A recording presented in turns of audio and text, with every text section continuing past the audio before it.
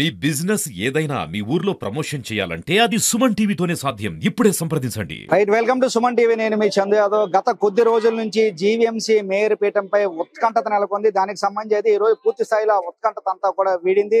జీవీఎంసీకి సంబంధించినటువంటి మేయర్ పై అవిశ్వాస తీర్మానం ప్రవేశపెట్టారు కూటమి నేతలు. అందులో భాగంగానే ఈ రోజు అవిశ్వాసం సంబంధించి ఓటింగ్ జరిగింది. పూర్తిగా 74కి సంబంధించి 74 మంది కార్పొరేటర్లు కూడా పూర్తిగా ఈ ఓటింగ్ లో కూటమికి ఓటేశారు. దీంతో మేయర్ పీఠం ఏదైతే ఉందో అది కూటమి నేతలు కైవసం చేసుకున్నారు. దీనికి సంబంధించి ఈ విషయంపై మాట్లాడేందుకు జనసేన కార్పొరేటర్ పీతల మూర్తి యాదవ్ ఉన్నారు.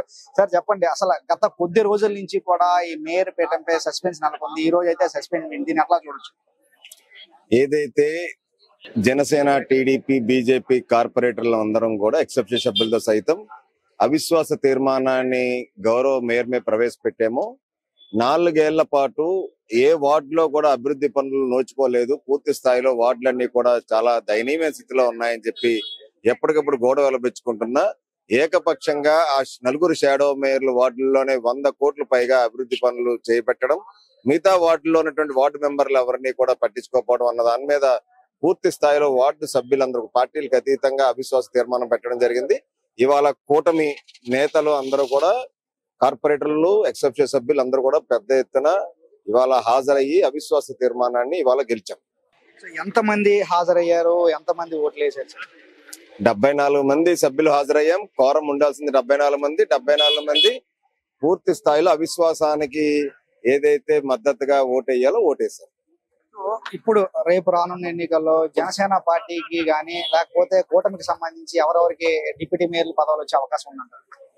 అది కొద్దిగా తొందరపాటు డిస్కషన్స్ అవన్నీ ఖచ్చితంగా పార్టీ పెద్దలు చంద్రబాబు నాయుడు గారు, పవన్ కళ్యాణ్ గారు, అలాగే ఈ రాష్ట్ర బీజేపీ అధ్యక్షురాలు పురంధేశ్వరి గారు అందరూ కలిపి 3 పార్టీలు చెందినటువంటి పెద్దలందరూ కూడా కూర్చొని విశాఖ నగరానికి ఎవరు మేయరు, ఎవరు డిప్యూటీ మేయర్ అన్నది ఇక్కడ నిర్ణయిస్తారు. ఇంకా అది ఇప్పుడప్పుడే చర్చకు రాలేదు.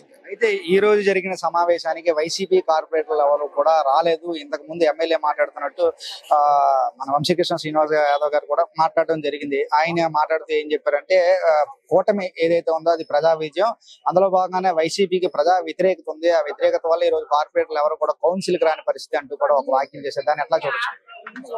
వాళ్ళ పార్టీ స్టాండ్ మేయర్ మీద వాళ్ళకే విశ్వాసం లేదు. వాళ్ళే మేయర్ మీద అవిశ్వాసాన్ని ప్రకటించినట్టుంది. మేయర్ కి అవిశ్వాస తీర్మానం మద్దతుగా వాళ్ళు వచ్చి వాళ్ళ యొక్క డిసెంట్ ని తెలియజేయాలి. అటువంటిది కూడా వాళ్ళు ఇటువంటి ఏ యొక్క అభిప్రాయం తెలియజేయకున్నారంటే వాళ్ళు చేసినటువంటి అవినీతి అక్రమాలు ఏ తారాస్థాయికి చేరిన దీన్ని బట్టి అర్థమవుతోంది.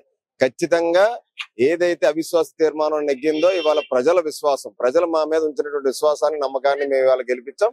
విశాఖ నగర అభివృద్ధికి మేము అందరం కూడా పాటుపడతాం.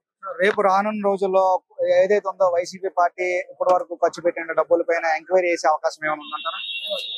వైఎస్ఆర్ కాంగ్రెస్ పార్టీ పాలక మండలి ఏదైతే 4 ఏళ్లలో జీవీఎంసీలో వాళ్ళు చేసినటువంటి అవినీతి అక్రమాలు, టీడీఆర్లు దోచేసినటువంటి విధానం గానీ, లేకపోతే పనులు ఏవైతే అక్రమంగా వీళ్ళు చేయకుండా నిధులు ఏవైతే కొల్లగొట్టారో వాటిలన్నిటి మీద పూర్తి స్థాయి విచారణ, vigilance enquiry, quality control check కూడా జరుగుతుంది. సో ఇది ఇక్కడ పరిస్థితి. మరి కొంతమంది నేతలు ఉన్నారు, వారిని అడిగి తెలుసుకునే ప్రయత్నం అయితే చేద్దాం.